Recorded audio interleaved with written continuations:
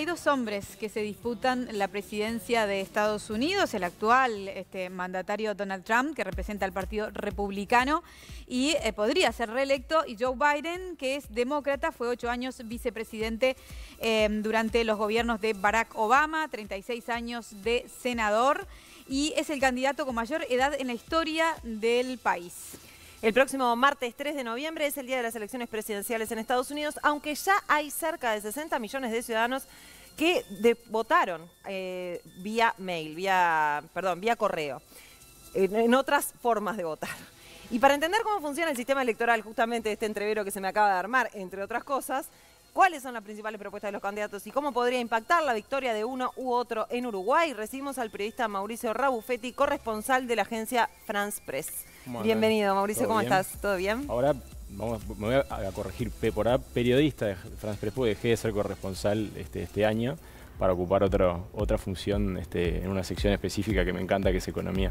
Pero nada, sigo siendo periodista. Sí, se dice en la misma agencia. Eso no se deja, eso no se abandona. Pero creo que me van a enterrar con ese título. Y sí, eso es para siempre, totalmente. Bueno, queremos empezar conociendo a los dos candidatos, ¿no? Entonces, vamos a proponerte una dinámica para poner sobre la mesa las posiciones de Joe Biden y de Donald Trump, que es como un tal o cual, pero sui generis en este caso, porque es que hay que elegir uno y hablar de él, ¿no? Con respecto a diferentes temas. Siempre me descolocan con las propuestas que me hacen a esta hora de la tarde, pero bueno, vamos. Sí, vos estás re preparado. La otra vez me mandaron tweets, cosas por Twitter. ¿Sí? Muy divertido. Está bueno, me encanta. Vamos con el tema de la población afro. ¿Quién de los candidatos está más alineado en disminuir la desigualdad entre la población blanca y negra en Estados Unidos? Es una pregunta bastante difícil, pero bueno, hay que elegir a uno, así que el que está más alineado con bajar esas diferencias en su programa de gobierno es Joe Biden, ¿no? En este momento, digamos que es un tema especialmente sensible y en particular los demócratas inteligentemente hicieron de esa causa parte de su plataforma electoral, ante varios errores de comunicación que tuvo Donald Trump en este tema, claramente. Entonces Biden está más alineado, digamos, con esa posición y se apropió del tema. De todas maneras, igual, perdón, pero hay todo un tema que hizo saltar Trump en el debate, en el último debate que tuvieron, que en realidad tiene que ver con que hay leyes que fueron complicadas para los afrodescendientes, que fueron en la era Obama, ¿no? Y antes, cuando Biden era senador también. Por eso decía que es una respuesta bastante difícil. Claro. Y creo que en realidad, si lo ponemos en perspectiva, hoy probablemente esa capitalización que hacen los demócratas de un tema de especial sensibilidad es lo que me hace elegir a Biden. En realidad, la población afro en Estados Unidos, si miramos todos los números, por supuesto que ha avanzado en derechos, pero sigue siendo la que menos gana, sigue siendo la que tiene, bueno, y después los hispanos, ¿no? La que menos gana, tienen menos educación de menor calidad. Es un círculo vicioso que se sigue, digamos, dando a pesar de una evolución que ha habido en muchas áreas. Si miramos los episodios de violencia nada más que han ocurrido este año, tenemos un pantallazo rápido de que eso efectivamente es un problema que debe solucionar no la próxima administración, que debe solucionar Estados Unidos, porque ya no es un problema de gobierno, es un problema cultural. Va mucho más allá del gobierno de turno. Y en ese sentido, la comunidad afrodescendiente, entonces vos decís que de alguna manera apoyaría más a Biden que a Trump. Depende de los estados, pero en general los números muestran eso, muestran eso. Muy bien, bueno, vamos con el siguiente. Cambio climático. Esa es fácil. Es medio fácil. Cambio climático. ¿Quién de los dos tiene en su agenda algo con respecto a este tema? Bueno, justamente hoy Trump tomó una decisión que limita las posibilidades de actuar de lo que sería, digamos, la principal agencia de investigación en cambio climático que tiene Estados Unidos, que es la NOAA. Hoy Trump tomó esa decisión, así que Biden es la elección obvia, porque además Biden sí considera un problema el cambio climático y Trump no. Trump, de hecho, está a favor de se retiró del Acuerdo de París de Cambio Climático, que para hacerlo sencillo era el acuerdo que se dio a la humanidad para tratar de bajar las emisiones de gases de efecto invernadero. Trump, como retiró a Estados Unidos de un montón de acuerdos internacionales, también lo retiró del único acuerdo que hay de cambio climático que realmente fue consensuado. Y realmente Trump es un hombre que está casi exclusivamente volcado a la economía. Entonces, para él el cambio climático es un obstáculo para algunas industrias, como la industria del carbón, por ejemplo, que es una industria que está en franco declive, en franco retroceso en muchas partes del mundo. Pero bueno, para él genera puestos de trabajo y por lo tanto tiene que apoyarla a como dé lugar, porque aparte genera puestos de trabajo en algunos distritos o estados clave electoralmente para él. O sea, no solamente está la cuestión de su visión, sino también la cuestión electoral. Trump es un presidente que estuvo 4 años pensando en la reelección, además. Sí, pero sobre ese tema hay un tema también, ¿no? Digamos que cercano a Biden está el tema del Green New Deal, o sea, de hacer un acuerdo interno, una forma, digamos, de cambiar la economía hacia una cuestión más sustentable que tiene que ver también con el tema de la energía y de un montón de cosas, ¿no? En ese, el Green New Deal es como el New Deal verde, ¿no? Eso se ve. Pero en ese tema, él no está, digamos, está como radical en un punto, ¿no? Biden asume eso, al punto que en el debate pasó una cosa increíble, que es que Trump le dice, decime si vas a dejar de producir petróleo, ¿no? O sea, decime que vas a dejar de producir petróleo. Y él le dijo... Fracking. Si vas a abandonar el fracking, que es el petróleo, el petróleo que se saca de la roca. Altamente si vas a abandonar el fracking. Sí, le dijo, le terminó diciendo que sí. No le quería decir que sí, pero terminó diciendo que sí. Entonces, miró la cámara Trump y dijo, Texas, tomen nota. Claro. Les va a sacar el trabajo. Claro, claro. Y en eso, Texas es uno de los estados que él tiene que ganar. Sí. Sí. Y esas cosas que me parece que a nivel internacional es como que quedan como por fuera, a mí me da la sensación de que más allá de todo lo lindo o lo bueno que puede ser para el planeta, una idea de cambiar la forma de la economía y lo que sea, el otro le habla a la gente, ¿no? Y a mí me parece que en eso hay como una cuestión, una diferencia. Trump es un gran comunicador, nadie lo duda. Lo que pasa es que o te cae bien o te cae mal, no hay punto medio. Y en los debates, si se pueden llamar, hay uno de ellos en particular que no sabemos mucho cómo calificarlo, pero... el primero. Sí, el primero fue complicado y el segundo también, con ese tema que le apagaban el micrófono, también dejó bastante que desear la interacción, pero bueno, por lo menos entendimos todos a qué apuntaba cada uno. Pero lo cierto es que Trump, que decía, es un gran comunicador, tiene empatía con la gente y parte de su electorado, recordémoslo, en 2016, fue gente que normalmente no vota. Se acercó porque de alguna manera él pretendió encarnar ciertos valores que para el centro de Estados Unidos, para estados conservadores, para poblaciones conservadoras, son valores importantes. Y su nivel de apoyo nunca ha bajado de 40%. Por eso, cuando siempre hablamos de las elecciones, nos preguntan, a lo que más o menos seguimos, ¿quién va a ganar? Bueno, la última vez yo decía, gana Hillary. Hillary Clinton.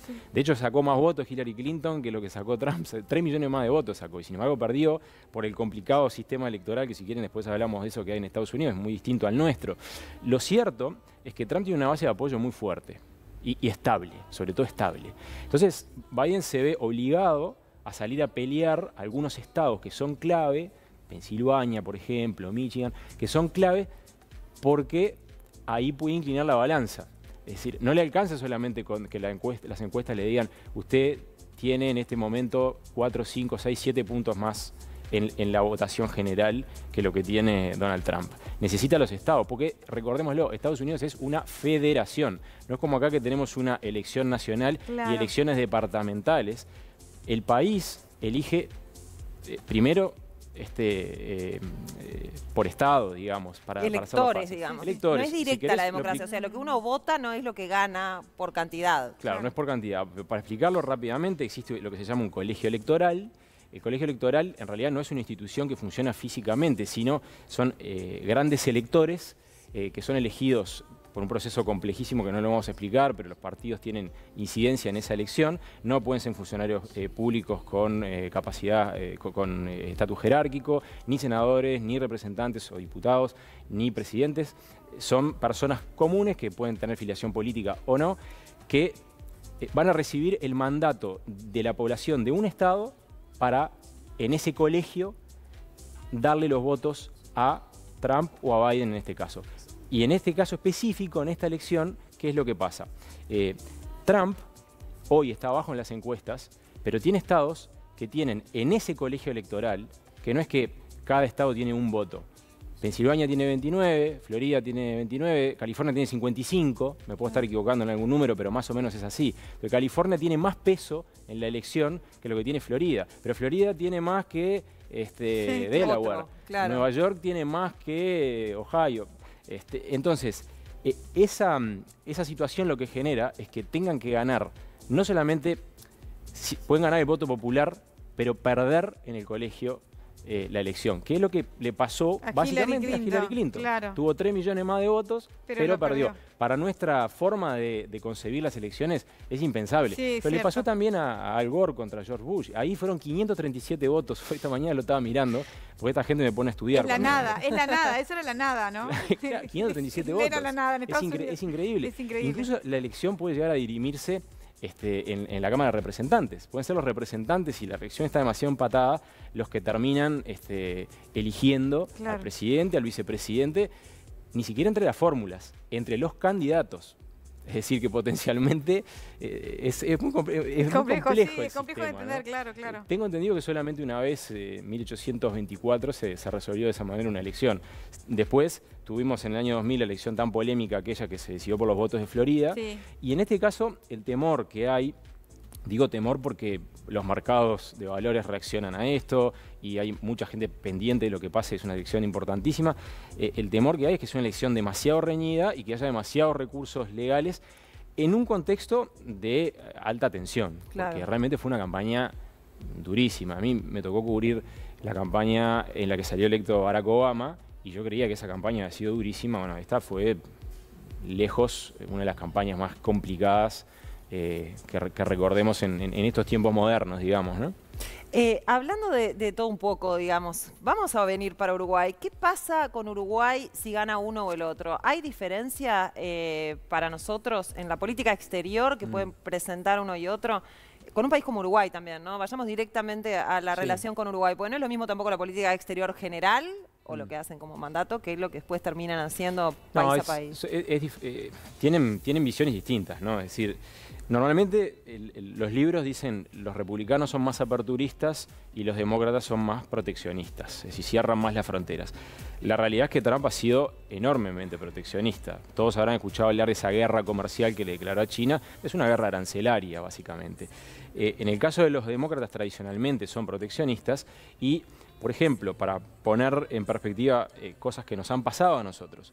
Nosotros tuvimos una oportunidad en su momento de tener un tratado de libre comercio con Estados Unidos, de explorar esa posibilidad que el gobierno de entonces, el primer gobierno del doctor Vázquez, decidió no seguir por ese camino. Pero en ese momento estaban los republicanos en el poder. Y hubo 3 países que en ese momento negociaron, que fueron Colombia, Panamá y Corea del Sur. ¿Sí? Nosotros decidimos no explorarle esa posibilidad, pero en ese momento la ventana estaba abierta. Hoy esa ventana no existe. Si gana Trump, ¿se va a abrir esa ventana? Yo creo que no, porque sigue siendo eminentemente proteccionista. Si gana Biden, ¿se va a abrir? Y yo creo que no, porque en realidad los demócratas tienen una cierta cercanía con las organizaciones sindicales más importantes de Estados Unidos, que lo que están preocupadas es por la deslocalización de trabajos hacia otros países. Claro. Algo que contra lo que Trump combatió, no le fue tan bien, pero combatió bastante. Entonces, fue una de las armas con las que ganó. Sí. También. Ahora va a cambiar tanto. En esa cuestión del hablar hacia adentro y de convencer, eso fue una gran parte de su campaña, la campaña pasada. Y lo sigue siendo. Y de hecho, yo pienso que si nosotros miramos las cosas un poco hacia atrás en este año tan largo que hemos tenido de pandemia, nosotros vamos a febrero, la tasa de desempleo en Estados Unidos era de 3,5%. Era un récord. La tasa de desempleo más baja de la historia. Claro. La economía estaba explotando. O sea, ganaba Trump de acá. Ganaba Trump de acá. No había discusión, digamos. A China. Sí, o sea, ganaba. Sí, bueno. Ganaba. De hecho, el Partido Demócrata tuvo dificultades para encontrar un candidato que quisiera realmente, porque generalmente hay una sola posibilidad de ser candidato. No todo. Hay ejemplos, por supuesto, de candidatos que han sido más de una vez candidatos o postulantes a la presidencia. Pero el Partido Demócrata tuvo dificultades para conseguir un candidato que se enfrentara a Trump. Yo no entendía que era porque lo que estaba pasando. Muy bien ahora entiendo. Es decir, si vos tenés la economía que explota, tenés 3,5% de desempleo, le venía dando resultado bien, como suele ocurrir lo explicará mejor un economista que yo, pero los ciclos proteccionistas tienen esas cosas. Es decir, de repente la economía crece, llega a un límite porque el propio modelo se agota, digamos, sí, claro, y después cae. Bueno, ahora la pandemia aterrizó todo y lo que se vio fue un gobierno que no tuvo la capacidad de gestionar ordenadamente la respuesta a la pandemia. Y eso es lo que le está pasando factura hoy a Trump, porque su mayor debe, y en lo que más están pegando los demócratas en todo el país, es el balance terrible de esta desgracia que hemos tenido todos como humanidad. Claro, se aprovecha también como base de campaña para hacer para destruir al otro, porque casi todo se aprovecha. Sí, siempre, claro. Y por eso también necesitaba la vacuna. La vacuna o un tratamiento. La semana pasada se dio la autorización para, capaz que lo pronuncio mal porque la verdad que me cuesta se escribe de diferentes maneras, remdesivir. Sí. Bueno, eso lo dirá bien un científico, pero se aprobó este medicamento. Sí. ¿Un antiviral la semana contra el pasada? COVID? Sí, es un antiviral que se le da a los pacientes graves. Eso Seguro. fue lo que... Sí. Es un lindo tema para hablar con los científicos uruguayos. Se aprobó eso a una semana de las elecciones. Están pasando muchas cosas a una semana de las elecciones. Claro. También acaban de elegir a una jueza que va a ir a la Sí, Corte la Suprema, que es, como decimos nosotros vulgarmente, del palo de Trump. Una jueza muy conservadora. Ahora hay 6 de los que están que son básicamente pro-Trump. Porque fue 3 que no. histórico también que Trump tuvo la posibilidad de elegir 3 jueces de la Suprema Corte, que son vitalicios los cargos. Entonces le tocó en sus 4 años de gobierno, lo cual es insólito, la posibilidad de elegir 3, ¿no? Te agrego 2 cosas. La primera es que además eligió 200 jueces federales. Además. Todos jóvenes, todos conservadores. Jóvenes, sí. Sí, bueno, digamos, jóvenes. 45, yo soy joven. Sí, Y al lado del sí, candidato sí, demócrata. exacto, Sí, que está, es más veterano. Estamos bien. Estamos bien, sí. Entonces, además de elegir esos jueces, la Suprema Corte puede ser el organismo que termina definiendo la elección si se genera una situación que ojalá que no, ojalá que se conozca rápidamente el vencedor. Y hoy acaban de nombrar a una jueza que responde básicamente, por más que digamos, no hay una mezcla, digamos, no es lineal, no hay una superposición de funciones, digamos, también, claro. pero la realidad es que, Claro. por lo menos, visto afuera, parece bastante ¿Y qué inoportuno, hay de este discurso de él de que hay probabilidades de fraude en el tema de la votación? ¿Lo pensó siempre o también es una treta, digamos, a esta altura para decir, bueno, es una forma de votar que me puede perjudicar? Bueno, en realidad ahí hay que irse a tratar de entender cómo funciona el sistema electoral norteamericano de vuelta. No es obligatorio votar. La última cifra que yo vi es de 64 millones de personas que votaron anticipadamente. Eso quiere decir que el voto por correspondencia es muy importante. Va a superar ampliamente, 57 millones fue en la última elección. En 2016 fue, ¿no? 2016. Ahora Sí. estamos en 64 Claro. y todavía faltan muchos días, por la pandemia esencialmente. Sí. Y porque aparte tal vez hay mucha gente que se anima a votar de esa manera a pesar de la pandemia. ¿Qué es lo que pasa? Es más lento el escrutinio, porque cada estado además tiene diferentes modalidades. Les voy a poner 2 ejemplos cortitos para no hacer una lista exhaustiva. Algunos de los candidatos, además de Trump y Biden que hay, porque hay otros candidatos, en algunos estados se puede votar poniendo el nombre del otro candidato, si es que está inscripto. ¿Sí? Poniendo el nombre, tú. Otra cuestión anecdótica, hay estados, creo que es Pensilvania de vuelta, que pide que el voto que se emite por correo esté envuelto en una funda. Si no está envuelto en la funda, se puede considerar no válido. Ahí, si está demasiado reñido, y puede estar reñido en un estado, como pasó con Al Gore y George Bush, esa funda puede valer en la elección. Define. A menos que la justicia determine que la funda no importa y que lo que importa es la intención del votante de haber sufragado a favor de uno u otro candidato. Hay muchísimas formas diferentes en las de emitir el voto en cada estado, porque de vuelta es una federación. Claro. Entonces es muy distinto que lo que tenemos aquí nosotros en Uruguay. Sí, sí.